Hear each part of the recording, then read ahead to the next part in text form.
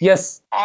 అట్లాంటి వాళ్ళని మోసం చేయడం కరెక్ట్ కాదు. ఇప్పుడు నీకు ప్రజలు ఆదరించి నిన్ను ఈరోజు జానులీరి అంటే ఈ స్థాయిలో పెట్టడానికి కారణం ప్రజలు.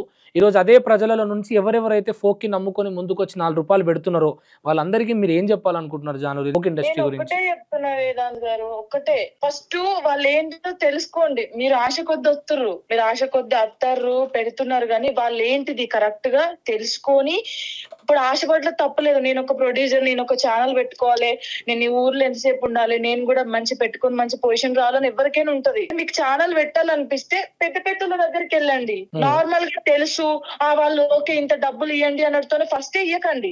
ఈ బట్టెబాజ్ గాడు కూడా పెద్ద పెద్ద హిట్లు కొట్టిండు కదా, 3 కోట్లు 4 కోట్లు. శివకృష్ణ వెళ్తురా ఆ ఎన్నెలా బాధగున్నదమ్మా. నేనేమంటున్నా అంటే హిట్ కొట్టినని చెప్పేసి మీరు పోయి పైసలు ఇయ్యకండి చేతులకి.